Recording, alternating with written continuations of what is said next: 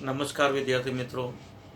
આજના Gujarat board course Gujarati માધ્યમ ગુજરાતી વિષયના ધોરણ 11ના આ લેક્ચરમાં આપણે ભણવા જઈ રહ્યા છીએ.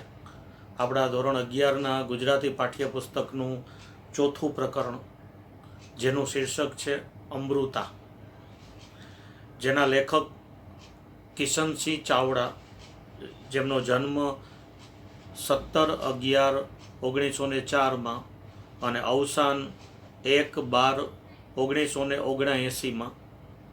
તો નિબંધકાર, નવલકથાકાર, વાર્તાકાર, ચરિત્રકાર, સંપાદક તેમજ અનુવાદક એવા કિશનસિંહ ગોવિંદસિંહ ચાવડા, જેમનું ઉપનામ છે જીપ્સી, તેમનો જન્મ વડોદરામાં થયો હતો.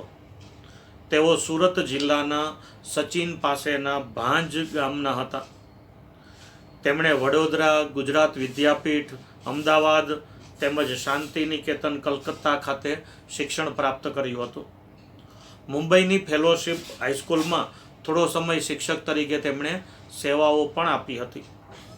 વડોદરામાં સાધના મુદ્રણાલયની સ્થાપના કરી હતી.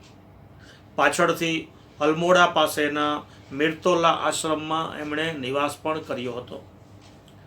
જીવન શ્રદ્ધા અને જીવન માંગલ્યની ભૂમિકા પરથી રંગદર્શી માનસની અનેક મુદ્રાઓ ઉપસાવતું ચિત્રાત્મક શૈલીનું એમનું ગદ્ય ગુજરાતી ગદ્ય સાહિત્યમાં વૈયક્તિક પરિમાણ પ્રગટાવે છે. રેખાચિત્ર, સંસ્મરણ અને આત્મકથાના ત્રિવિધ સ્તરને સ્પર્શતા અમાસના તારા પુસ્તકમાંના પ્રસંગોમાં જીવનના અનુભવોનું વિધાયક બળ છે. જીપ્સીની આંખેમાં સંસ્મરણોનો સુચારુ આલેખ છે. તારા મૈત્રક એ એમના અંગત ચરિત્ર રેખાઓનું નોંધપાત્ર પુસ્તક છે. સમુદ્રના દ્વીપ જીવન વિશેના માર્મિક લેખોનો સંગ્રહ છે. અમાસથી પૂનમભણીમાં આધ્યાત્મિક લેખો આપવામાં આવેલા છે. તેમણે ધરતીપુત્ર નવલકથા અને કુમકુમ અને શર્વરી નામના વાર્તા સંગ્રહો પણ આપેલા છે. હિન્દી સાહિત્યનો ઇતિહાસ અને કબીર સંપ્રદાય એ એમના અભ્યાસ ગ્રંથો છે. કેટલાક સંપાદનો તેમજ અનુવાદો પણ તેમણે પ્રકાશિત કરેલા છે. તેમને નર્મદ સુવર્ણચંદ્રક પ્રાપ્ત થયો હતો. અહીંયા આપવામાં આવેલી પ્રસ્તુત કૃતિ કે જે નવલિકા એટલે કે ટૂંકી વાર્તા અથવા તો વાર્તા છે, તો અહીંયા આપવામાં આવેલી કૃતિ અમૃતા, એમાં લેખકે પોતાની નાની બહેન પ્રત્યેના સ્નેહને પ્રગટ કરેલો જોવા મળે છે. ભાઈના લગ્ન પ્રસંગે અમુની વેદના તેમજ અમુના લગ્ન ટાણે ભાઈની વેદનાને લેખકે એટલી રસપ્રદ શૈલીમાં એટલે કે સરસ રીતે વ્યક્ત કરી છે કે વાચકની આંખ સહજ જ એટલે સરળતાથી ભીંજાઈ જાય, એટલે કે આંખમાં આંસુ આવી જાય. અમુનો સાસરવાસ અને ત્યાર પછી અમુની બીમારી, પછી તેની કાયમી વિદાય તો વાચકને અવાચક બનાવી મૂકે છે, એટલે કે સ્તબ્ધ કરી દે છે. કથાની સાથે અમુનો માતા પિતા અને પોતાની સાથેના સ્નેહ સંબંધને પણ લેખકે પ્રસંગોપાત ગૂંથ્યો છે, એટલે વણેલો છે, જે અમુના ચરિત્રને સરસ રીતે ઉઠાવ આપે છે. અમુનો પાંચિકા પ્રેમ, એ પાંચિકા પ્રેમને કારણે પ્રગટેલો ભાઈ પ્રત્યેનો સ્નેહ, અમુના અસ્થિ વિસર્જનની સાથે થયેલ પાંચિકા વિસર્જન અને ભાઈની વ્યથામય સ્થિતિ, આ બધું જાણે અજાણે ચિત્રપટ પર જોતા હોઈએ, અનુભવતા હોઈએ એવું લાગે. એક સુંદર મજાની સરસ મજાની ટૂંકી વાર્તા એટલે કે નવલિકા છે અમૃતા. લેખક કિશનસિંહ ચાવડા, જેમનું ઉપનામ છે જીપ્સી, એમણે આ વાર્તાની અંદર પોતાની નાની બેન, જેનું નામ છે અમૃતા, પણ ઘરમાં વહાલથી સૌ એને અમુ કહીને બોલાવે છે. તો એ નાની બેન પ્રત્યેનો પ્રેમ, માતા પિતા, બેન અને પોતાના વચ્ચેનો સ્નેહ સંબંધ, અને એ ઉપરાંત ખાસ કરીને પોતાની નાની બેન અમૃતાને ગમતી રમત, પાંચિકાની રમત, અને એ રમતમાં ઉપયોગ કરવામાં આવતા પાંચિકા, એના પ્રત્યેની લાગણી, એ તમામ બાબતો ખૂબ જ ધ્યાનમાં જોવા મળે છે. તો આ બધું એવું લાગે કે જાણે આપણે ચિત્રપટ ઉપર જોતા અનુભવતા હોય, એટલે કે ફિલ્મ જોતા હોય, ફિલ્મને અનુભવ કરતા હોઈએ એવું લાગે છે. તો ચાલો શરૂ કરીએ લેખક કિશનસિંહ ચાવડાની એક સુંદર મજાની નવલિકા એટલે કે ટૂંકી વાર્તા અમૃતા. મારી નાની બહેનનું નામ તો અમૃતા, પણ સૌ એને અમુના વહાલસોયા નામથી જ બોલાવતા. મારાથી એ 3 વર્ષ નાની, હું 12 વર્ષનો, ત્યારે 9ની એટલે કે 9 વર્ષની. અમે ભાઈ બહેન ઉપરાંત જબરા મિત્રો. અમુ ગજબની તોફાની, હું જરા શાંત, એટલે ફળિયામાં જરા કંઈક છોકરાઓમાં તકરાર જેવું થાય ત્યારે મારા સામાવાળાના તો અમુ બાર વગાડી દે. લેખક પોતાની બેન વિશે જણાવતા વાત કરે છે કે મારી નાની બેન અમૃતા, એનું વહાલસોયું ઘરનું લાડલું નામ એટલે અમુ. બધા લોકો એને આ લાડલા નામ અમુના નામથી બોલાવે. મારાથી એ 3 વર્ષ નાની, હું જ્યારે 12 વર્ષનો હતો ત્યારે 9 વર્ષની હતી. અમે ભાઈ બહેન હોવા ઉપરાંત ખૂબ જ સારા એવા બંને મિત્રો પણ હતા. કારણ કે ભાઈ બહેનનો સંબંધ હોય કે ભાઈ ભાઈનો સંબંધ હોય, પણ એમાં જો મિત્રતાનો સંબંધ હોય તો એમાં ઓર વધારે મજા આવે. શું કામ? કારણ કે મિત્રો એવા હોય કે જેની સાથે આપણે આપણા મનની, આપણા હૃદયની વાતો કરી શકતા હોઈએ. ભાઈ બહેનમાં ક્યારેક નાના મોટા હોય તો એકબીજાની મર્યાદા આમાં આપણે આપણા મોટા ભાઈ બહેનને આપણા મનની કેટલીક વાતો ન કહી શકીએ. પણ એમાં જો મિત્રતા હોય તો એ વધારે સારી વાત ગણાય કે જેથી કરીને એકબીજાની વાતો આપણે એકબીજા સાથે શેર કરી શકીએ, એકબીજાને કહી શકીએ. તો લેખક કહે છે કે મારી અને મારી બહેન અમુ એ બંનેની વચ્ચે ભાઈ બહેન ઉપરાંત ખૂબ જ સારા એવા મિત્રો તરીકે પણ અમે સંબંધ જાળવતા હતા. અમુ ગજબની તોફાની, અમુ દીકરી હતી પણ એમ છતાંય એ ખૂબ જ તોફાની હતી અને હું જરાક શાંત સ્વભાવનો હતો. એટલે ક્યારેક એવું બને કે અમારા ફળિયામાં, મતલબ અમારા વિસ્તારની અંદર, અમારા ઘરની આજુબાજુમાં અન્ય રહેતા છોકરાઓની સાથે ક્યારેક કંઈક તકરાર ઝઘડા જેવું કાંઈ થાય તો હું તો કાંઈ કરું કે ન કરું, પણ અમારી સામેવાળા એટલે કે અમારે જેની સાથે ઝઘડો થયો હોય, તકરાર થઈ હોય, એના તો અમુ બાર વગાડી દે, એટલે કે એને પરેશાન કરી દે, એને તકલીફ આપી દે, એની સાથે ઝઘડી પડે. અને હું ઝઘડું કે ન ઝઘડું, પણ એ અચૂક ઝઘડે અને એને હરાવી પણ દે. ગંઠાયેલું શરીર, તંદુરસ્તીની ખુશ્બુ, નમણો ચહેરો અને તેજસ્વી ચકોર આંખો. અમૃતાની આંખો પર હું મુગ્ધ. એ આંખો એના સમગ્ર સૌંદર્યનું શિખર છે. એ તો હું જરા મોટો થયો ત્યારે મને ગમ પડી, પણ અણસમજણ માય મને એની આંખો બહુ ગમે અને એ આંખો ઉપર ધનુષ્યાકૃતિ રચી રહેલા એના ભવા હું પંપાડતા થાકું જ નહીં. અમૃતાની નો જે દેખાવ છે, ગંઠાયેલું એટલે તંદુરસ્ત શરીર, તંદુરસ્તી એના શરીરમાં જોવા મળે, નમણો નાજુક ચહેરો અને તેજસ્વી અને ચકોર ચબરાક ચાલાક આંખો. અમૃતાની આંખો પર હું મુગ્ધ, એની આંખો પર હું ઓળઘોળ થયેલો. એ આંખો એટલે કે અમૃતાની, મારી બહેનની આંખો છે, એ એના શરીરના સમગ્ર સૌંદર્યનું મૂળ, એનું શિખર એટલે કે શ્રેષ્ઠ છે. એવું જરા મોટા થયા પછી મને ગમ પડી, એટલે કે સમજણ પડી. પણ જ્યારે હું અણસમજુ હતો ત્યારે મને મારી બહેનની આંખો બહુ ગમતી અને એ આંખોની ઉપર રહેલા ધનુષ્યાકૃતિ રચી રહેલા ભવા એટલે કે ભ્રમરો, આંખોની ઉપર જે આ માથે હોય એ ભ્રમરો, એ ભ્રમરોને તો હું પંપાડતા ક્યારેય થાકતો જ નહીં. પછી તો અમુ ના હોય તો હું મારા જ ભવા પંપાડતો અમુને યાદ કર્યા કરું. અને પછી ક્યારેક મારી બેન અમુ ન હોય ત્યારે હું મારી જ આંખોની ભ્રમરો ઉપર હાથ ફેરવતા પંપાડતા એટલે કે હાથ ફેરવતા મારી બેનને યાદ કરીએ રાખું. અમુને જોઈને મારા નાની રાજુબા હંમેશા કહેતા કે કિશન, તારી બા નાની હતી ત્યારે બરોબર અમૃતા જેવી જ લાગતી. અમુ મોટી થશે ત્યારે નર્મદા જેવી જ રૂપાળી થવાની.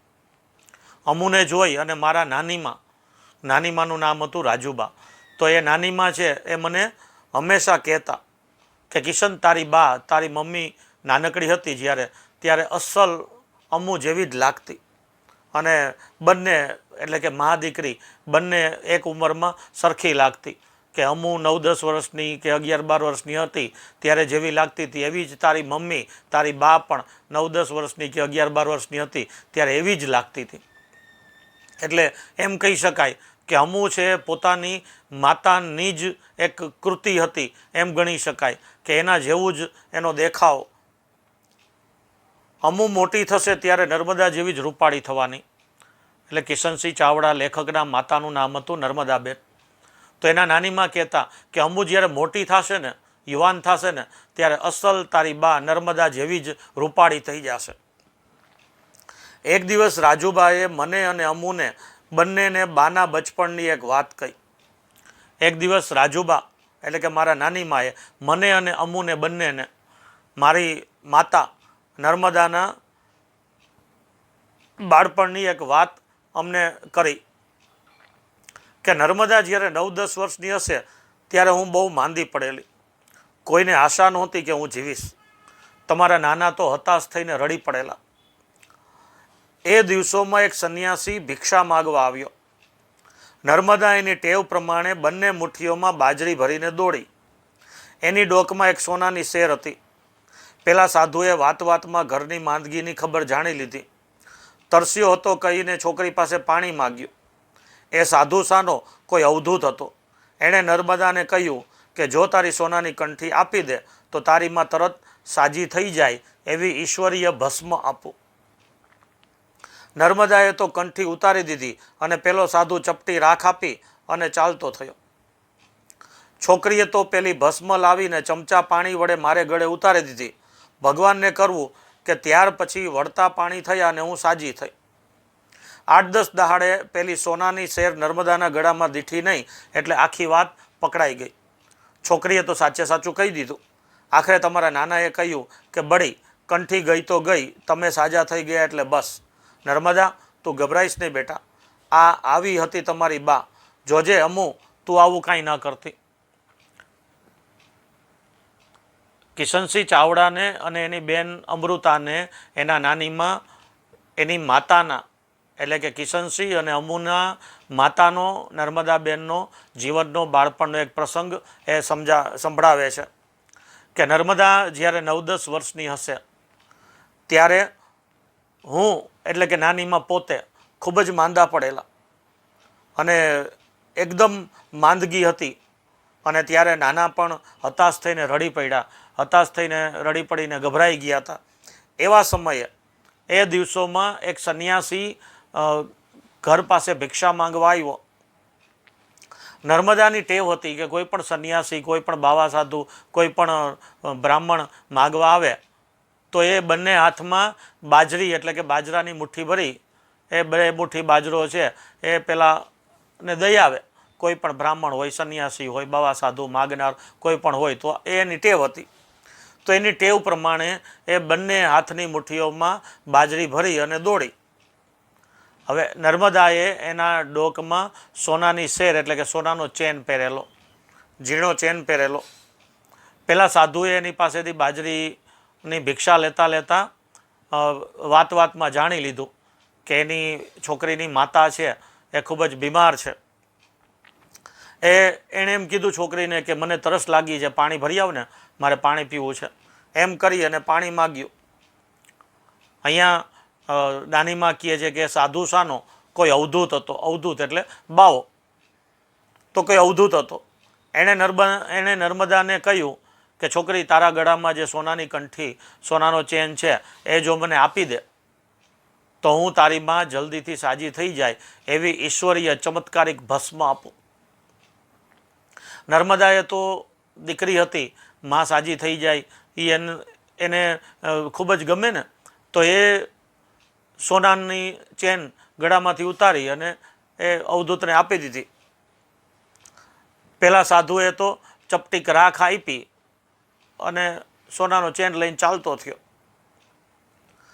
છોકરીએ એટલે કે નર્મદાએ એ ભસ્મ લાવી અને ચમચામાં પાણી ભરી અને એની માને પીવડાવી દીધી. ભગવાનને કરવું એટલે કે ઈશ્વરની ઈચ્છા હશે અને ત્યાર પછી એમની બીમારીમાં, નાની માની બીમારીમાં વળતા પાણી થયા, એટલે કે એ સાજા થવા લાગ્યા અને એકદમ સાજા થઈ ગયા. 8-10 દિવસ પછી પેલી સોનાની ચેન નર્મદાના ગળામાં જોઈ નહીં, એટલે પૂછ્યું કે ભાઈ ગળામાં સોનાનો ચેન હતો, ક્યાંય ગયો? તું કેમ હમણાં ગળામાં સોનાની ચેન પહેરતો નથી? ક્યાંય રાખી દીધો કે કેમ, શું કર્યું? તો એ આખી વાત પકડાઈ ગઈ. છોકરીએ નર્મદાએ પોતાના માતા પિતાને સાચે સાચું કહી દીધું કે ભાઈ આ રીતે આ એક સંન્યાસી આવ્યો હતો, એને ભિક્ષા આપવા ગઈ અને એણે કીધું કે તારી માતા સાજી થઈ જાય, જો ગળામાં સોનાનો ચેન છે આપી દે તો હું તને ચમત્કારિક ઈશ્વરીય ભસ્મ આપું. એ ભસ્મ એણે આપી, મેં તમને પીવડાવી દીધી, હવે તમે સાજા થઈ ગયા. તો છોકરીએ આખી વાત સાચે સાચી કહી દીધી.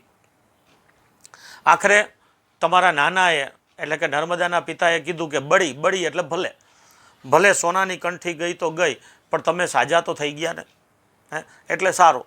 પછી નર્મદાને કીધું કે દીકરી નર્મદા, તું જરાય ગભરાઈશ નહીં બેટા, તારે ડરવાની જરૂર નથી, જે થયું એ ભલે થયું, કાંઈ વાંધો નહીં. પછી નાની અમ્મુને કહેતા કે આવી હતી તારી માં, પણ જોજે અમ્મુ, તું આવું કાંઈ ન કરતી કે કોઈ સંન્યાસી આવે ને સોનાની વસ્તુ આપી દેવી, કારણ કે આજના યુગની અંદર, આજના સમયમાં આ બધી વાતનું ધ્યાન રાખવું ખૂબ જ જરૂરી છે. કારણ કે કોઈ માગનાર આવે છે, કોઈ ભિખારી આવે છે, કોઈ સાધુ બાવા આવે છે, કોઈ બ્રાહ્મણ માગવા આવે છે, તો થોડુંક ધ્યાન રાખવું એ જરૂરી છે. ભલે દાન દેવું, દક્ષિણા દેવી, ધર્માદો કરવો, પણ એમાં પણ આજના યુગમાં થોડુંક ધ્યાન રાખવું પડે છે કે કોઈ આપણો લાભ ઉઠાવી ન જાય, આપણને બનાવી ન જાય, એનું ધ્યાન રાખવું જોઈએ. તો એ વાત પણ અહીંયા સમજવા મળે છે. તે દિવસે સાંજે અમે મોસાળથી બંને જણા પાછા ઘેર આવ્યા ત્યારે અમ્મુએ તરત જ બાને કહ્યું, બા મારા ગળામાંથી સોનાની કંઠી કાઢી લે, નહીં તો હું કોઈ સાધુને આપી દઈશ. બા પહેલાં તો અમ્મુનો ધડાકો સમજી જ નહીં. એ તો મેં બધી વાત કહી ત્યારે હસી પડી અને અમ્મુને બચ્ચીઓનું ઇનામ મળ્યું. બા મને પકડવા આવી ત્યારે બંદા તો પોબારા ગણી ગયા. હવે એ વાર્તા કરેલી હતી. એ જ દિવસે સાંજે અમે મોસાળ એટલે કે મામાના ઘરે ગયેલા. મામાના ઘરેથી પાછા આવ્યા, પાછા ઘેર આવ્યા ત્યારે અમ્મુના ગળામાં પણ સોનાની કંઠી હતી. તો અમ્મુએ તરત જ પોતાની બાને, પોતાની મમ્મીને કીધું કે બા મારા ગળામાંથી સોનાની કંઠી કાઢી લે, નહીંતર હું કોઈક સંન્યાસીને આપી દઈશ. પહેલાં તો બાને અમ્મુની વાત આ સમજાણી નહીં, પણ પછી મેં જ્યારે વાત કરી કે નાની માએ તમારા બાળપણની આ વાત, આવી વાત હતી એ અમને કીધી હતી, ત્યારે માં હસી પડી, સમજી ગઈ વાતને, અને એ વાત હસી પડી કે અમ્મુએ શું કામ એમ કીધું કે મારા ગળામાંથી સોનાની કંઠી કાઢી લે, નહીંતર હું કોઈક સાધુને સંન્યાસીને આપી દઈશ. તો એ વાત બાને સમજાઈ ગઈ. એટલે પછી બાએ પોતાની દીકરીને એ લાડ કર્યા, બચ્ચીઓનું ઇનામ, એટલે એને ચુંબન કર્યા એના ગાલ ઉપર અને એને લાડ લડાવ્યા. અને બા જ્યારે મને પકડવા આવી ત્યારે બંદા એટલે હું પોતે તો પોબારા ગણી ગયા, એટલે ત્યાંથી ભાગી ગયો, ઘરની બહાર નીકળી ગયો. અમ્મુને પાંચિકાનો ખૂબ શોખ. એ રમત પાછળ ગાંડી, કલાકોના કલાકો એ રમતા થાકે નહીં અને રમવામાં પણ એકો. અમ્મુને પાંચિકાનો ખૂબ શોખ. તમને ખ્યાલ હશે, ખાસ કરીને દીકરીઓને વધારે ખ્યાલ હોય, છોકરાઓને પણ ખ્યાલ હશે કે પાંચિકા એટલે કે 5 એક સરખા નાના આવડા નાના 5 એક સરખા પથ્થર લઈ પછી એ નીચે મૂકી અને એક પથ્થર ઉપાડી આમ હવામાં ઉડાડવાનો, પછી 2 હાથે તાલી પાડવાની, નીચેથી ને બીજો એક પથ્થર લેવાનો અને હવામાં ઉડાડેલો પથ્થર છે એ નીચે પડવા દેવાને બદલે કેચ કરી લેવાનો. તો આને કહેવાય પાંચિકાની રમત. આમ કરી અને બધા એ 5 પથ્થર ઉપાડી લેવાના આવે. તો એની અંદર પણ અલગ અલગ રીતે રમી શકાય છે. તો એને કહેવામાં આવે પાંચિકાની રમત. પાંચિકાની રમત એટલે 5 પથ્થરની રમત. તો એની અંદર પછી પથ્થરમાંય સામાન્ય પથ્થર હોઈ શકે, પછી કેટલાક લોકો છે એ સરસ મજાના આરસના ટુકડા રાખે, સરસ મજાના ગોળ પથ્થર રાખે. તો આમ અલગ અલગ રમતા હોય છે. કેટલાક લોકો કોડીથી પણ એવી રીતે રમતા હોય છે. તો આ પાંચિકાની રમત છે. આ બહુ જૂની બાળાઓ રમતી હોય, દીકરીઓ રમતી હોય, એના માટેની આ રમત છે. આપણે તો અત્યારે પાંચિકાની રમતને પણ ભૂલી ગયા છે. કેટલાક રમે છે પાંચિકાની રમત? કેટલાક રમે છે પાંચિકાની રમત? અત્યારે તો આપણે મોબાઈલ ને ટેબ્લેટ ને કોમ્પ્યુટર ને એમાં ગેમ રમવામાં પડ્યા છે. એક જમાનો હતો કે જ્યારે મોબાઈલ નહોતા, કોમ્પ્યુટર કે ટેબ્લેટ નહોતા, એવા સમયની અંદર આપણે આપણી શારીરિક કસરતો થાય એવી આપણે શારીરિક રમતો રમતા કે જેની અંદર આપણી આનંદની સાથે સાથે, આપણી મજાની સાથે સાથે આપણા શરીરની તંદુરસ્તી પણ જળવાઈ રહેતી. પણ આજે આપણે એ બધી રમતો ભૂલી ગયા છીએ અને એક જગ્યાએ બેઠા બેઠા માત્ર મોબાઈલમાં કે ટેબ્લેટમાં મંડાઈ કે કોમ્પ્યુટરમાં મંડાઈ અને એમાં જ આપણે ગેમ રમતા હોઈએ છીએ કે જે આપણે એકલા અથવા તો કોઈ દૂર દૂર બેઠેલા લોકોની સાથે આપણે ગેમ રમીએ મોબાઈલ દ્વારા. તો એ રમતની અંદર કોઈ કસરત નથી, માત્ર મગજનો ઉપયોગ થાય છે, સાથે સાથે આંખને નુકસાન પણ થાય છે. તો એ ભલે જરૂરિયાત સમયે બધું જ કરવું પડે છે, જરૂરિયાત જેવી હોય એ જરૂરિયાત પ્રમાણે આપણે જીવનમાં ચાલવું પડે. એક સમય હતો કે જ્યારે અમે જ શિક્ષકો કે શાળાના સંચાલકો અમે તમને મોબાઈલથી દૂર રાખવા માટેનો પ્રયત્ન કરતા.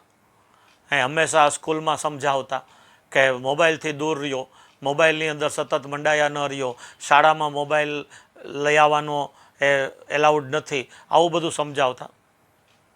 પણ આજે એક પરિસ્થિતિ એવી આવી છે કે આજે અમારે જ તમને કહેવું પડે છે કે તમે મોબાઈલમાં ઓનલાઈન અમારા લેક્ચર ભરો, મોબાઈલમાં ઓનલાઈન તમે ભણો. તો સ્પેશિયલી તમારા વાલીઓને તમારા માટે મોબાઈલની ખરીદી કરવી પડે છે.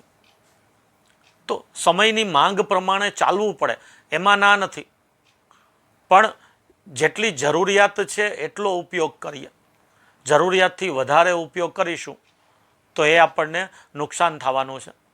આપણી જે શારીરિક રમતો હતી એ શારીરિક રમતો આપણે કદાચ ગમે તેટલી રમીએ ને તો પણ નુકસાન ન થાય, શરીરની તંદુરસ્તી જળવાય. અને શરીરને કસરત કરવા જવાની જરૂર ન પડે, જીમમાં જવાની જરૂર ન પડે. આજે જીમ શું કામ ચાલે છે? એટલા માટે કે આપણે આપણી શારીરિક કસરતો અને આપણા શારીરિક જે જરૂરી ઘરના કામ એ નથી કરતા. એટલે આજે દીકરીઓ ઘરનું કામ નથી કરતી. જો ઘરની અંદર એ ઘરનું કામ કરતી હોય તો એ કામ કરવામાં જ કપડાં ધોવામાં, વાસણ ઉટકવામાં, રસોઈ કરવામાં, હંજવારી પોતા કરવામાં, આ બધું કરવામાં એટલી કસરત થઈ જાય કે જીમમાં જવાની જરૂરત જ ન પડે. આજે દીકરાઓ પણ જીમમાં જવાની શું કામ જરૂર પડે છે? કારણ કે આપણે શારીરિક રીતે મહેનત થાય એવા કોઈ કામ કરતા નથી. ખેતીની અંદર જે ખેડૂતો ખેતી કરે છે, જે ખેતરની અંદર મહેનત કરે છે, એ લોકોને જીમમાં જવાની જરૂર નથી. એનું શરીર તંદુરસ્ત અને કસાયેલું શરીર રહે છે. શું કામ? કારણ કે ઓલરેડી એને મહેનત થઈ જ જાય છે. આ તો આપણે ઘરમાં બેઠા બેઠા બધું જ આપણે ઘરમાં મળી જાય છે. એટલા માટે આપણે બેઠા બેઠા આપણા શરીરને સાવ આળસુ બનાવી દઈએ છે અને પછી એ શરીરને તંદુરસ્તી આપવા માટે થઈને જીમમાં કસરત કરવા જવું પડે.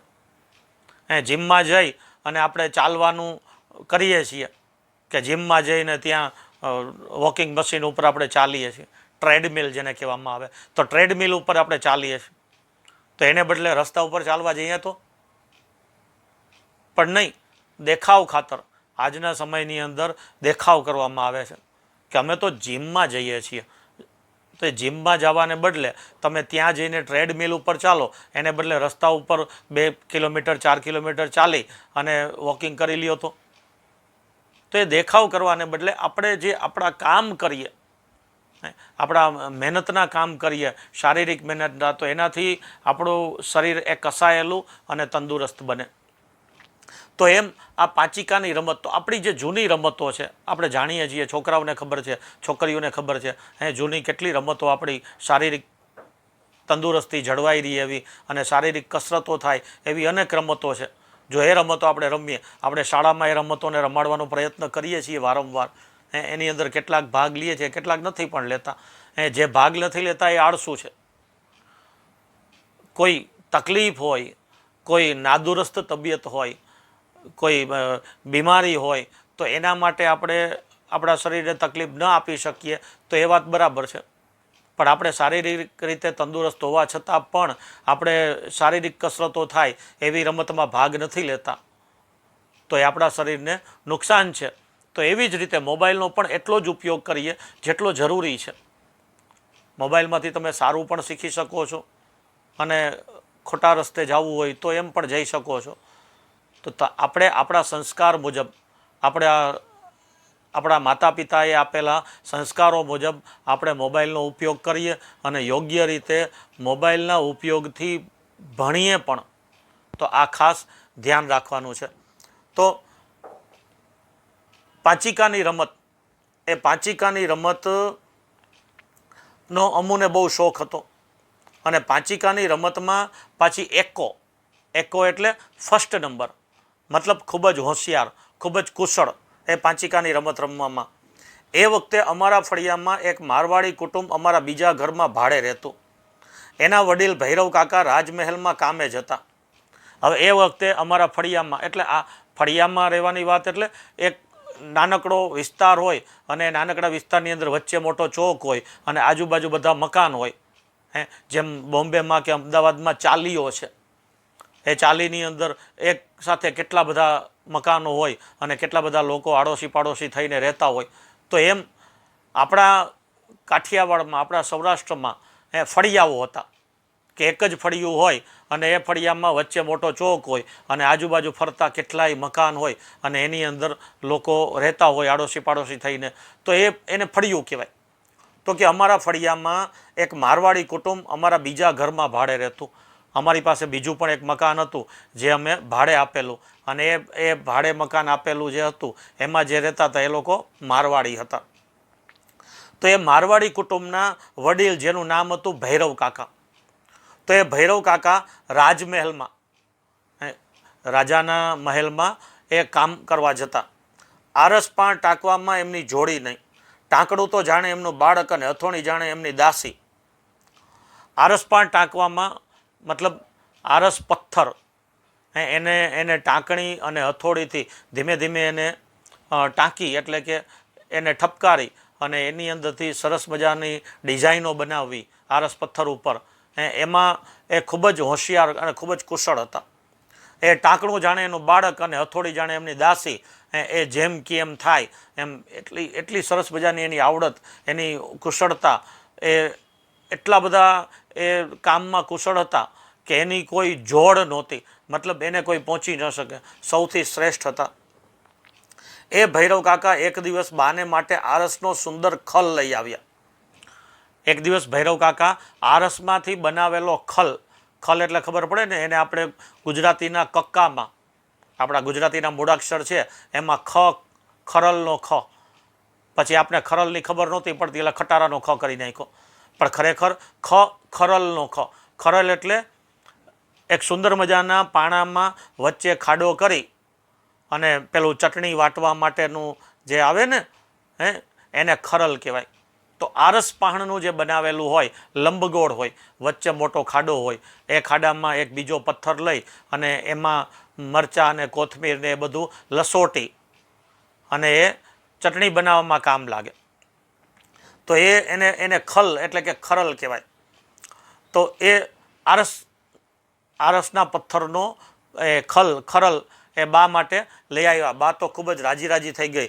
તે જ વખતે અમુએ ભૈરવ કાકાનો હાથ પકડી ને આરસના પાંચિકા લાવી આપવાનું વચન લીધું. એ બાને આપેલો ખરલ જોઈ અને અમુએ ભૈરવ કાકાનો હાથ પકડીને કીધું કે તમે આવા જ આરસના મારા માટે પાંચિકા લઈ આવી દો.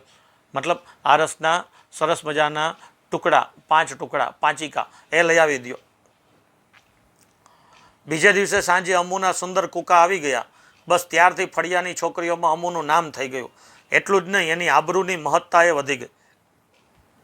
બીજે દિવસે સાંજે ભૈરવ કાકા છે એ અમુ માટે એ સુંદર મજાના આરસના 5 ટુકડાના એ સુંદર કૂકા, પાંચિકાના ની કાંકરી, આપણે જેને કાંકરી કહીએ છીએ ને એ કૂકા કહેવાય. એટલે કૂકા એટલે 5 ટુકડા આરસના સુંદર મજાના, લાગી ન જાય હાથમાં એવા કોતર કામ કરેલા સરસ મજાના 5 ટુકડા એ પાંચિકા એ લાવી દીધા. ત્યારથી ફળિયાની છોકરીઓમાં અમુનું નામ થઈ ગયું. બધી છોકરીઓમાં એકલી અમુ પાસે આ સુંદર મજાના આરસના પાંચિકા હતા. અને એટલું જ નહીં, એની આબરૂની મહત્તા એટલે એની આબરૂનું મહત્ત્વ વધી ગયું. જેમ આપણે મિત્રોની વચ્ચે કોઈની પાસે કંઈક સારી વસ્તુ હોય, જે કંઈક શ્રેષ્ઠતા ધરાવતી હોય, તો એ વસ્તુ જેની પાસે હોય એનું મહત્ત્વ વધી જાય. તો એમ વાત છે કે અમુ પાસે સરસ મજાના આ પાંચિકા હતા, એના કારણે અમુનું મહત્ત્વ એ વધી ગયું.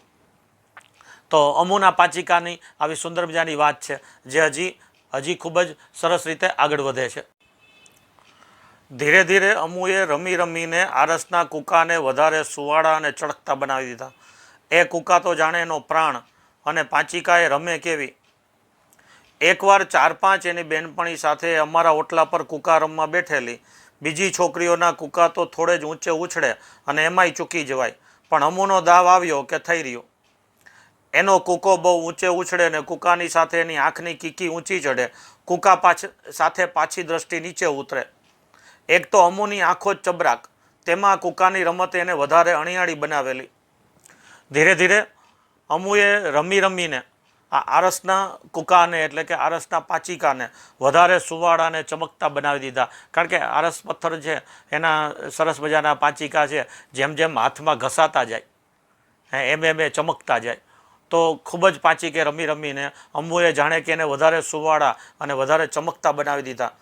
એ કૂકા, એ પાંચિકા છે તો જાણે અમુનો પ્રાણ, અમુનો જીવ. એને પાંચિકા ખૂબ જ ગમે, અને એ પાંચિકાએ રમે પાછી કેવી. એકવાર મેં જોયું કે એની 4-5 બેનપણીઓ સાથે એ અમારા ઓટલા ઉપર એ પાંચિકે રમવા, કૂકા રમવા એટલે કે પાંચિકે રમવા બેઠેલી. બીજી છોકરીઓ પાંચિકો એક પથ્થર છે એ આમ હવામાં ઉછાળે તો થોડેક સુધી એને હવામાં ઉછાળી શકે, અને પાછો એ પાંચિકો પકડવામાં પણ એ ચૂકી જવાય. જ્યારે અમુનો દાવ આવે એટલે થઈ રહ્યું. પછી આ પાંચિકો છે એ આમ ઊંચો ઉછાળે, ક્યાંય સુધી ઊંચે ઉછળે, અને એ જેમ પાંચિકો આમ ઊંચે ઉછળે ને એની સાથે સાથે આમ એની નજર, એની દ્રષ્ટિ પણ આમ ઊંચે જાય. જેવો પાંચિકો નીચે આવે એની દ્રષ્ટિ એની સાથે નીચે આવે. એટલે એના આંખની કીકી છે, એની નજર છે, એ પાંચિકાના પથ્થરની સાથે જેમ એને ઉછાળે એટલે ઉપર જાય અને નીચે આવે એની સાથે. એક તો અમુની આંખો ચબરાક એટલે કે ચાલાક હતી. પહેલાં આગળ ઉપર વાત થઈ ગઈ કે અમુની આંખો ચબરાક એટલે અમુની આંખો એ ચાલાક હતી, ચતુર હતી. અને એમાં પાછી આ કૂકાની રમત, એ આમ ઊંચી જાય, આમ નીચી આવે, ઊંચી જાય, નીચી આવે. તો એ રમત રમતા રમતા એની આંખો વધારે અણિયાણી એટલે વધારે સુંદર બની ગઈ. એ ગુસ્સે થાય ત્યારે એની ભ્રમરો એવી ચઢે કે બા બિચારી નમતું તરત જ મૂકી દે. અને જ્યારે અમુક ગુસ્સે થાય ત્યારે એની ભ્રમરો એટલે એ ભ્રમરો એવી ચડે અને એવી ગુસ્સે થાય કે બા બિચારી તરત એની સામે નમતું જોખી દે, એટલે કે એની વાતને માની લે. કારણ કે ગુસ્સો આવે ને ત્યારે તમે જોજો, ગુસ્સાના લક્ષણો આપણા ચહેરા ઉપર કેવા દેખાય. તમે ગુસ્સો કરો એટલે એક તો અવાજ મોટો નીકળે, પછી આંખો એકદમ આમ ખુલી જાય, પછી અહીંયાથી ને કપાળમાં કરચલીઓ પડે, અહીંયા વચ્ચે છે અહીંયાથી ને આમ ભેગું થઈ જાય, આ બે ભ્રમરો ભેગી થાય. કેટલાક લોકોને આમ ભ્રમરો ઊંચી થઈ જાય. આ પ્રમાણે ગુસ્સાના ચહેરા ઉપર ગુસ્સાના ભાવો આવતા હોય છે. તો અમુનો ગુસ્સાનો ભાવ એટલે એની આ ભ્રમરો બે ઊંચી થઈ જાય અને એકદમ ગુસ્સો ચડી જાય. તો બા એનાથી ગભરાય અને એની સામે તરત નમતું એટલે કે એની વાતને તરત માની લી. અમુને એના આરસના કૂકા અતિશય વાલા. એને 9 વર્ષ પૂરા થયા અને 10મી વર્ષગાંઠ આવી ત્યારે બા પાસે અમુએ પોતાના કૂકા માટે મશરૂની કોથળી કરાવેલી. કૂકા તો અમુનું અમૂલ્ય ઘરેણું, એની મોંઘી મિલકત.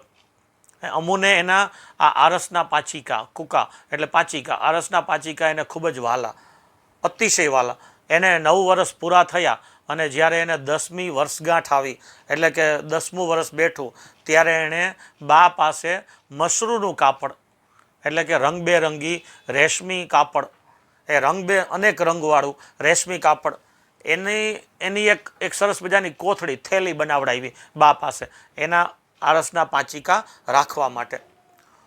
કૂકા એટલે કે પાંચિકા એ જાણે કે અમુ માટે અમૂલ્ય, ખૂબ જ કિંમતી ઘરેણું હતું. અને એની જાણે કે મોંઘામાં મોંઘી મિલકત હતી. મને 12મું વર્ષ ઉતરીને 13મું બેઠું. અમારા ઘરમાં ત્યાર પછી તરત જ ધમાલ શરૂ થઈ. અનાજના કોથળા આવવા માંડ્યા. મને 12મું વર્ષ ઉતરી અને 13મું વર્ષ બેઠું, એટલે 12 વર્ષ પૂરા થયા અને 13મું વર્ષ બેઠું. ત્યાર પછી અમારા ઘરમાં તરત જ ધમાલ શરૂ થઈ. ધમાલ શરૂ થઈ એટલે અહીંયા ધમાલનો અર્થ તોફાન નથી, પણ અહીંયા અનેક પ્રકારના કામો થવા લાગ્યા એકસાથે. શું તો કે અનાજના કોથળા આવવા માંડ્યા. પહેલાંના જમાનામાં તો વાર તહેવાર પ્રસંગ કે 12 વર્ષનું અનાજ લોકો એકસાથે ભરીને રાખે જ્યારે સિઝન હોય ત્યારે. તો એ પ્રમાણે અહીંયા અનાજના કોથળા બહારથી ઘરમાં આવવા લાગ્યા. હું નિશાળેથી આવું ત્યારે બાની મદદમાં ફોઈ, માસી, મામી બધા હાજર હોય અને અનાજની સફાઈ ચાલતી હોય. હું જ્યારે નિશાળેથી ઘરે આવું ને તો મારા ફૈબા, મારા માસી, મારા મામી, આ બધી સ્ત્રીઓ એ ઘરમાં બાની મદદ માટે હાજર હોય અને અનાજ ખૂબ આવ્યું હોય ઘરમાં, તે અનાજની સાફ સફાઈ ચાલતી હોય. એ તો ધીરે ધીરે મને ખબર પડી કે મારા લગ્નની તૈયારીઓના પાશેરાની પહેલી પૂણી હતી. એ તો પછી મને ખબર પડી કે આ તો મારા લગ્નની તૈયારી, એમાંય તૈયારીમાં પાશેરામાં પહેલી પૂણી, એટલે કે હજી તો શરૂઆત હતી. મારા લગ્નની તૈયારીઓની હજુ તો શરૂઆત થઈ હતી કે અનાજ આવ્યું ઘરમાં, એટલે અનાજની સાફસૂફી ચાલતી હતી. લગ્નનો દિવસ જેમ જેમ પાસે આવતો ગયો તેમ તેમ ધમાલ વધતી ગઈ અને જેમ જેમ મારા લગ્નનો દિવસ નજીક આવવા લાગ્યો તેમ તેમ ઘરની અંદર કામ ખૂબ જ વધવા લાગ્યું. કામની ધમાલ વધતી ગઈ. ધમાલ વધતી ગઈ એટલે ફરી એકવાર કહી દઉં, ધમાલનો અર્થ અહીંયા તોફાન નથી, ધમાલનો અર્થ અહીંયા કામ છે. તો એક સાથે કામ વધતું ગયું. જેમ જેમ લગ્નનો દિવસ આપણા ઘરમાં પ્રસંગ હોય તો જેમ જેમ પ્રસંગનો દિવસ નજીક આવે એમ કામમાં વધારો થતો જાય અને લોકો કામની અંદર ગૂંથાતા જાય. તો પહેલાંનો જમાનો હતો કે લગ્ન પ્રસંગ ઘરે થતો. આપણી જેમ અત્યારની જેમ તો નહોતું કે લગ્ન પ્રસંગ કોઈ પાર્ટી પ્લોટમાં કે કોઈ વાડીમાં કે કોઈ હોલમાં એમાં ઉજવવામાં આવે અને એમાં બધું કામ છે એ ઇવેન્ટ મેનેજરોને આપી દેવામાં આવે, અથવા તો એક સાથે માની લ્યો કે જમણવારનું કામ છે તો કેટરર્સવાળાને આપી દીધું. આપણે પછી એમાં કાંઈ કરવાનું નહીં. આપણે માત્ર એને એટલું જ કહેવું પડે કે આપણે રસોઈમાં મેનુ શું રાખવાનું છે એ કહી દઈ નક્કી કરીને, એટલે પછી એ મેનુ પ્રમાણે એ તમામ પ્રકારની રસોઈ અને બધી જ જવાબદારી એ સંભાળી લે.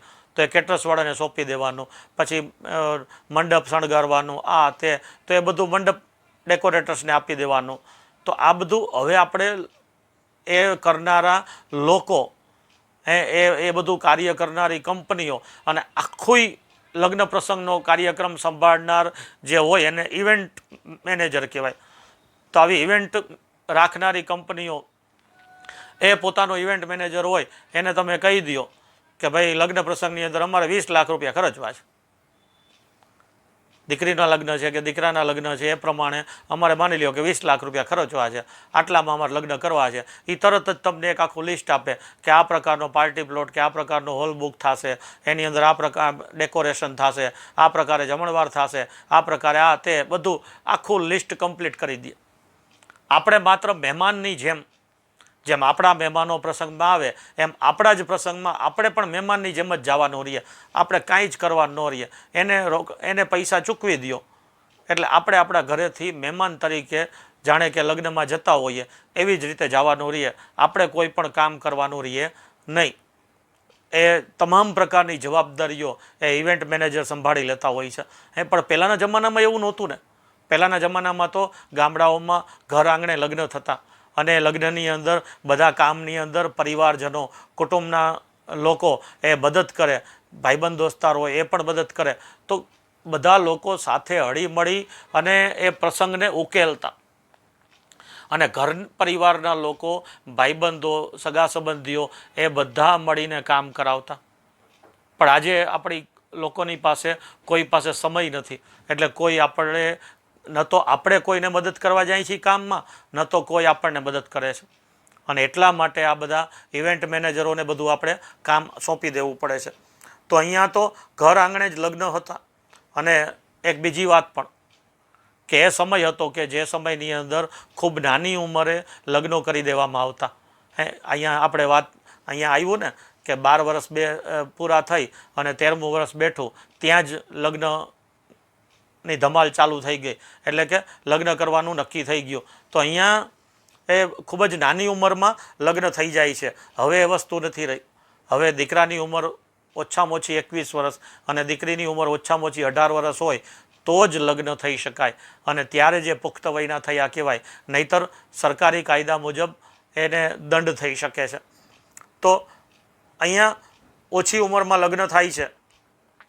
તો કે છે જેમ જેમ લગ્નનો દિવસ નજીક આવતો ગયો એમ એમ ઘરની અંદર ધમાલ વધતી ગઈ, એટલે કે કામનો બોજો વધતો ગયો, મારું મહત્ત્વ ઘરમાં વધતું ગયું. આ વાત અમુને નવી લાગી, કારણ કે અમારો બંનેનો પહેલાં જેટલો સાથ સથવારો હવે ન રહ્યો, ધીરે ધીરે ઓછો અને આછો થવા માંડ્યો.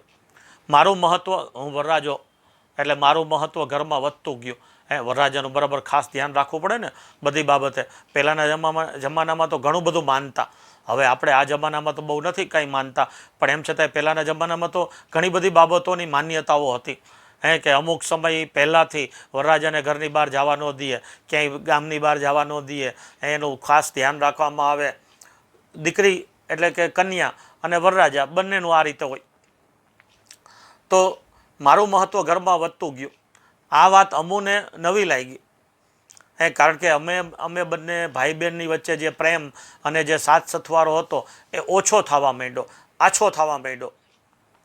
અમુ અને મારી વચ્ચે વહાલની રેશમગાંઠ એવી તો સજ્જડ બંધાયેલી કે અમે બંને આ નવી પરિસ્થિતિને સહન ન કરી શક્યા. અમુ અને મારા વચ્ચે એક જે સ્નેહની ગાંઠ બંધાયેલી હતી, એના માટે લેખક સરસ મજાનો શબ્દ પ્રયોગ કરે છે, રેશમ ગાંઠ. રેશમનો દોરો અથવા તો રેશમની દોરી એવી હોય કે એમાં એકવાર ગાંઠ લાગી જાય પછી એ ગાંઠ છૂટે નહીં. એ ગાંઠ છોડવી બહુ અઘરી છે. તો અહીંયા એ પોતાના ભાઈ બહેનના સ્નેહ સંબંધ માટે રેશમ ગાંઠ એવો શબ્દ પ્રયોગ કરે છે. કે અમારા બંનેની વચ્ચે અમારા સ્નેહ સંબંધની એવી રેશમ ગાંઠ, વહાલની એવી રેશમ ગાંઠ સજ્જડ બંધાયેલી હતી કે અમે બંને આ પરિસ્થિતિને સહન ન કરી શક્યા. કે ભાઈ મારા લગ્ન થાય છે એટલે મારે ને બેનની વચ્ચે જે લાગણી છે એ લાગણીઓમાં ઓછપ આવે એ તો કેમ ચાલે. તો અમે એ બંને સહન કરી ન શક્યા. પણ અમુ તો મારા કરતાં વધારે ગુસ્સાવાળી, એટલે એનો ક્રોધ તો અનેક રીતે પ્રગટ થતો ગયો. એની અરજી બાએ હસી કાઢી એટલે બાપુજી સુધી પહોંચી કે ભાઈનું લગ્ન બંધ રાખવું અને પરણવાની આખી વાત જ ઉડાવી દેવી. પણ બિચારી અમુનું કોણ માને. હું તો શાંત હતો, પણ મારી બેન અમુ છે મારા કરતાં વધારે ગુસ્સાવાળી. એટલે અમારા બંનેની વચ્ચે જે આ દૂરી વધતી જતી હતી, એના કારણે એને ગુસ્સો આવતો અને એ પોતાનો ક્રોધ, પોતાનો ગુસ્સો અનેક રીતે પ્રગટ કરતી. બાની સામે એણે ઘણું બધું એ ક્રોધ અને ગુસ્સાથી પ્રગટ કરી વાત, પણ એ બા પાસે તો કાંઈ ન ચાલે. બા એની વાતને હસી કાઢે. એણે બાપુજી પાસે પણ એ વાત મૂકી કે ભાઈનું લગ્ન બંધ રાખો અને આ ભાઈને પરણાવવાની આખી વાત જ કાઢી નાખો, એની આખી વાત જ ઉડાવી દો. પણ સ્વાભાવિક છે, એ દીકરી અમુનું કોણ માને. કુળવાનનું ઘર, પ્રતિષ્ઠા સારી, સંબંધીનો વિસ્તાર ઘણો, એટલે છોકરો બાળપણમાં જ 4 હાથવાળો થશે એ વિચારે કુટુંબીઓના હરખનો પાર નહોતો. એક તો અમારું કુળવાન કુટુંબ એટલે ખાનદાની ઘર, ખાનદાની પ્રતિષ્ઠા પણ અમારી સારી અને સંબંધીઓનો વિસ્તાર પણ ઘણો. અમારા સંબંધો ચારે બાજુ ફેલાયેલા, એટલે બાળપણમાં નાનપણમાં જ છોકરો 4 હાથવાળો થશે એટલે છોકરાના લગ્ન થઈ જશે. એ વિચારથી અમારા કુટુંબીજનોનો હરખ માતો નહોતો. એટલે અમારા કુટુંબીજનો એ છે એ ખૂબ જ આનંદ પામતા હતા. જે દિવસે મને પીઠી ચોડી તે દિવસે અમુ ચોધાર આંસુએ રડી પડી. ઓ મારા ભાઈ રે, બા અને બાપુજીથી પણ એ છાની ન રહી. પછી મેં જ જ્યારે એને બાથમાં લીધી ત્યારે એના ડુસકા સમ્યા. જે દિવસે મને પીઠી ચોડવામાં આવી, લગ્ન પહેલાંનો પ્રસંગ હોય છે પીઠી ચોડવાનો પ્રસંગ. પીઠી એટલે પીળા કલરનો પદાર્થ કે જેની અંદર ગુલાબજળ અને પીઠી, મુલતાની માટી આ બધું ભેગું કરી અને એક એને પદાર્થ બનાવવામાં આવે, એક લેપ બનાવવામાં આવે અને આખા શરીરે ચોડવામાં આવે. એની માન્યતા એવી છે કે એ ચોડવાથી રૂપાળા થવાય, શરીરની જે ચામડી છે, ત્વચા છે એ ચમકે. એટલા માટે આ પીઠી ચોડવાનું એ કરવામાં આવે છે. તો જે દિવસે મને લગ્ન પહેલાં પીઠી ચોડવામાં આવી એ દિવસે મારી બેન અમુ એ ચોધાર આંસુએ, ચોધાર આંસુ કોને કહેવાય? તો કે બંને આંખમાંથી બંને બાજુથી, બે આ બાજુ ને બે આ બાજુ, બંને બાજુથી બંને આંખમાંથી 4 ધાર થાય આંસુડાની, એને ચોધાર કહેવાય. તો ચોધાર આંસુએ અમુ રડી પડી અને ઓ મારા ભાઈ રે, ઓ મારા ભાઈ રે કરી કરીને એ ખૂબ જ રડી પડી. એને ખબર નહોતી પડતી કે આ લગ્ન શું ચીજ છે. એને એમ લાગતું હતું કે લગ્ન થશે એટલે મારો ભાઈ મારાથી છૂટો પડી જશે, મારાથી દૂર થઈ જશે. અને ભાઈ બહેનની વચ્ચે એવી વહાલની રેશમગાંઠ બંધાયેલી હતી કે બંને એકબીજાથી જુદા પડે એ બંનેમાંથી કોઈને પોસાય એમ નહોતું. બા અને બાપુજીએ છાની રાખી અમુને તો પણ છાની ન રહી. આખરે મેં એને જઈ અને બાથમાં લીધી, એટલે કે હું એને ભેટી પડ્યો અને મેં એને સમજાવી મનાવી. ત્યારે માંડ માંડ એના ડુસકા સમ્યા, એટલે કે માંડ માંડ એ છાની રહી. લગ્નમાં સૌએ મને કંઈક ને કંઈક ભેટ આપી. કોઈકે હાથમાં રૂપિયા પણ મૂક્યા, ફોઈ જરીની ટોપી લાવ્યા, માસી સોનાની શેર લાવ્યા, મામીએ હાથની કલ્લીઓ આણી. એમ વસ્તુઓ ઉપરા છાપરી આવવા માંડી. લગ્ન થયા એટલે લગ્નમાં સૌ પરિવારજનોએ મને કંઈક ને કંઈક ભેટ આપી. કોઈકે મારા હાથમાં રૂપિયા મૂક્યા, તો મારા ફૈબા છે એ સુંદર મજાની જરીની બનાવેલી ટોપી મારા માટે લાવ્યા. માસી છે એ સોનાની શેર એટલે કે સોનાનો ચેન લાવ્યા. મામીએ હાથની કલ્લીઓ એટલે હાથમાં પહેરવાના કડલા, હાથમાં પહેરવાના કડા એ આપ્યા. આમ વસ્તુઓ ઉપરા છાપરી લોકો દ્વારા મને મળવા લાગી. અમુ શું આપે બિચારી? મારી નાની બેન અમુ છે એ મને શું ભેટ આપે? બધા વિખરાયા. જ્યારે હું એકલો રહ્યો ત્યારે અમુ ધીરે ધીરે પાસે આવી ને મારી સોડમાં લપાઈ ગઈ અને સંકોચ સાથે ધીરેથી બોલી. બધા પછી ભેટ આપી. લગ્ન થયા ત્યારે બધા ભેટ આપતા હતા. એ ભેટ આપીને બધા વિખેરાઈ ગયા, બધા જુદા પડ્યા. જ્યારે હું એકલો હતો એવા સમયે અમુ ધીમેકથી ધીરે રહીને મારી પાસે આવી. મારી પાસે આવીને મારી સોડમાં લપાઈને એટલે મને બાથ ભરીને ભેટી પડી અને પછી સંકોચ સાથે ધીરેકથી બોલી કે ભાઈ તારા માટે હું આ લાવી છું. એમ કહીને એણે પાંચિકાની મસરૂની કોથળી દેખાડી. અમુએ કીધું કે ભાઈ હું તો બીજું શું ભેટ આપી શકું તને, એટલે તારા માટે હું આ ભેટમાં આ લાવી છું એમ કહીને પોતાની પાંચિકાની મસરૂની કોથળી દેખાડી કે આ મારા પાંચિકા જે મને મારી મોંઘી મિલકત છે, મને ખૂબ જ વાલા છે, ખૂબ જ ગમે છે, આ મારી મહામૂડી છે, એ હું તને ભેટમાં આપું છું. હું હતો તો બાળક, પણ અમુની આંખોમાંથી પડું પડું થતો સ્નેહ જોઈ હું એને બાજી પડ્યો અને અમે બંને પેટ ભરીને રડ્યા. હું બાળક જ હતો ને, 13-14 વર્ષનો દીકરો હોય એ બાળક જ કહેવાય. તો હું બાળક હતો, પણ એમ છતાંય મારી નાનકડી બેન અમુ એની આંખમાંથી જે સ્નેહ વરસી રહ્યો હતો, પડું પડું થતો સ્નેહ, એટલે એની આંખમાંથી મારા પ્રત્યેનો જે સ્નેહ, જે લાગણી વરસી રહી હતી એ જોઈ અને હું એને બાજી પડ્યો, એટલે હું એને ભેટી પડ્યો. અને પછી તો અમે બંને ભાઈ બહેન એકબીજાને ભેટી અને ખૂબ પેટ ભરીને, એટલે કે ખૂબ સમય સુધી ખૂબ જ રડ્યા. એકબીજાની સાથેનો સ્નેહ એવો, એકબીજાની સાથેનો વહાલ એવું, એકબીજાની સાથે રહેવાની ઈચ્છા એવી. તો બંને ભાઈ બહેનની એવી લાગણીઓ કે જે એકબીજાથી જુદા પડવાની માત્ર વાતથી એ મૂંઝાઈ જતા. તો એવા આ બંને ભાઈ બહેનનો સ્નેહ એની વાત કરે છે કિશનસિંહ ચાવડા આપણને. અહીંયા આપણે કિશનસિંહ ચાવડા એમના લગ્ન સુધીની વાત લીધી છે. તો આગળ ઉપર દીકરી મોટી થશે, બેન મોટી થશે, તો બેનના લગ્ન પર તો થશે ને. તો બેનના લગ્નની વાતને, એટલે કે અમુના લગ્નની વાતને આપણે લઈશું હવે પછીના લેક્ચરમાં, જ્યારે આપણે આવતા લેક્ચરની અંદર આ વાત કરીશું. તો ત્યાં સુધી આવજો. ધન્યવાદ.